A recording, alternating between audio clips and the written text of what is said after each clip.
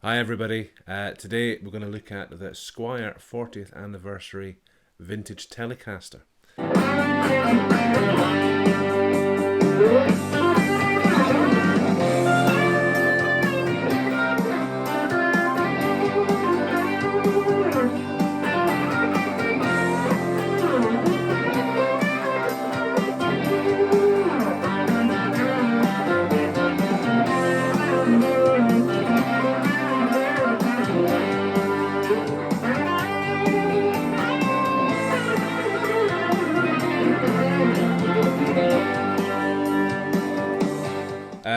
There's a bit of a story behind this one, and I'm going to tell you about that as the video goes on. First thing I'll do is just give you a quick overview of the guitar itself. It's got a couple of extra features that, say, a Squier Classic Vibe or a Squier Affinity wouldn't have. And also, I'll give you some tones, just some nice, simple, clean and dirty tones, so you can hear how it sounds as well. Okay, so first things first. What sets this apart? It's got, and there'll be some close-ups coming in a second, aged metal parts. So they've done a good job on that. They do look as if I've had the guitar a few years. It's been heavily gigged, but it's not too over the top. It doesn't look too fake. It looks really nice. I like that. So there's a bit of tarnishing on the neck pickup cover, on the saddle bridge, and control plate, etc. Really nice vintage tinted neck, and it feels nice too. It's a well-made neck. Vintage style tuners, the pop it in the top and twizzle it round type, which I really like because they're very quick. And these tuners work fine. I've seen people saying that the tuners are a weak point, but they actually work fine on this one. I've had no issues at all. Narrow tall frets, I believe. And the other difference is this, now I'll see if I can get this word right, anodized pickguard, scratch plate. So basically it's made of aluminium, or aluminum, depending on where you're watching from. But that's a really nice touch. It makes it feel a wee bit special. I like it. So I don't know how it affects the tone at all. Maybe it's all psychological, but I like it. And there's a satin kind of finish as well, which is a bit of a thinner finish. So if you're used to the classic vibes, they've got more of a kind of gloss finish. It feels quite gloopy and thick to me. But this finish feels really nice. And there's a back plate as well with 40th anniversary Squier written on it for an extra touch. Oh, and also a bone nut. Okay, so let's hear some tones, and I'll tell you the story behind this guitar, because there were issues, and I'm sure you'd be down to find out what those are. So I'm just going through. I have to the side of me, I have a Fender Super Champ XD, which is a kind of hybrid amp. It's part digital modelling. It's got a tube preamp, so it's a good all-rounder.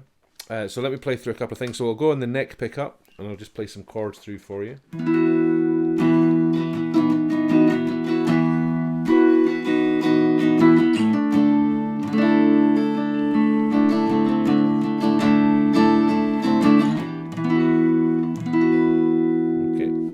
And the middle.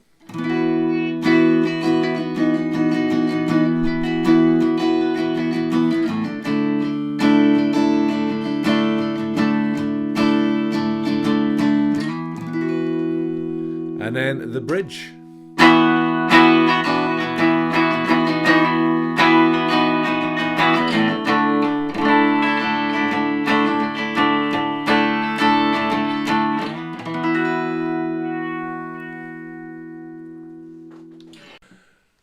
Okay, so as you can hear by the gentle buzz of my amp, we've got some overdrive on now. So this is, I'm using the Fender Bassman model in this amp that I've got here, with some overdrive on it. So it's not going to be super high gain, but it'll kind of give you an idea.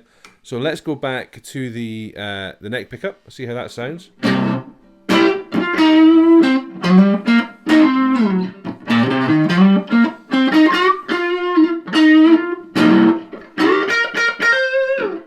And then we'll do it in the middle.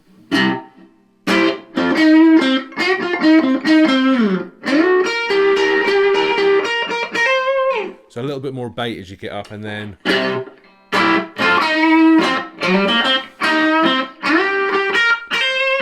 So not exactly the same for every pickup position, but you get the idea.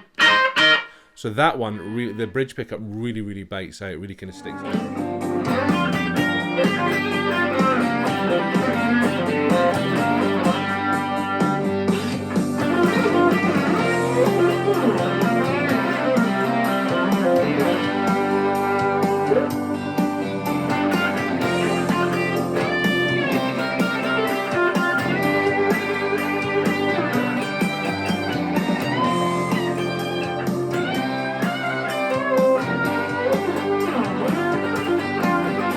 So, what were the issues with this guitar, I hear you ask? Well, there's a bit of a story. I'll try not to bore you. I'll try and keep it quick. So basically, I'd ordered a classic Vibe Telecaster, you know, the glossy one that everybody loves, from GAC, Guitar Amp and Keyboard in Brighton. And arrived a day late, thanks to FedEx not being very good. But that was okay. It was well packed. Got it all out, all seemed fine. But then I realised as I was playing it, the frets were beveled to such an angle that the strings would just fall off. Literally, I was constantly slipping. The setup was terrible. There was high frets everywhere. The nut was not great. So that went straight back, and all credit to GAC. They sorted all that out, refunded me some my next day delivery charge, etc.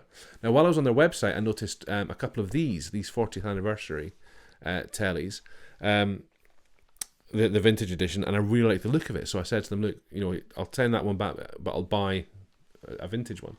So that was all cool. So I picked one, and they sent it off. Again, I mean, it was 3 days late this time, thanks to FedEx.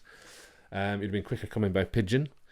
But I got it, again, packed it up really nicely, and it was much better, but the quality was immediately kind of apparent. It didn't feel like it'd been dipped in plastic for a start, which was really good. The frets were much better. You know, the only issue really was the nut was cut a bit poorly in places, so the D string was sitaring, and I think the B wasn't great, and there was a couple of frets that were actually lifting up the top. But you know, I've heard stories of that happening on American-made Fenders now. You know, it just seems to be, you know, par for the course, you know, with Fender quality control at the minute.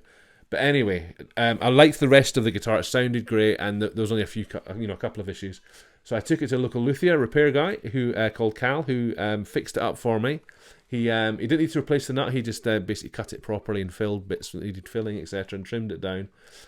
He sorted out I think the 19th fret was lifting, so he sorted that out. And there was a couple of, in his words, springy frets which were about to lift, but he managed to sort it out, leveled it all, crowned it all, sorted out the sides, and that was it. And it plays great now, and I really like it. So if you get one of these, they're really, really well built guitars, but in the sense of, you know, the actual parts, the body and the neck, etc. And the pickguard's excellent. The pickups are good. I mean, I might replace this neck pickup, as I said. Saddles are all fine, no need to replace them. The hardware looks really good, and you know, the binding's all good around again, you'll see it in the kind of close-up shots. The binding's all good around the body as well. But you probably need a setup, you know, and you might need a little bit of fret work. But then again, in 2020, I bought a Gibson Les Paul Junior DC, and the frets on that were dreadful. You know, that was a Friday afternoon guitar, I think, had been thrown together. You know, and this was what I got this for £300. It was ex-demo, $299 or something like that. And you know, happily gig with this. This is I can't put this guitar down. It's great. It's really, really good. So let me know if you've got one in the comments, or if even if you've got a classic Vibe, any type of Squier at all, whether you're into these Squier Telecasters, you know, what your thoughts are. Any experiences with dodgy guitars and having to return them, or anything like that, just let me know. Thanks for watching.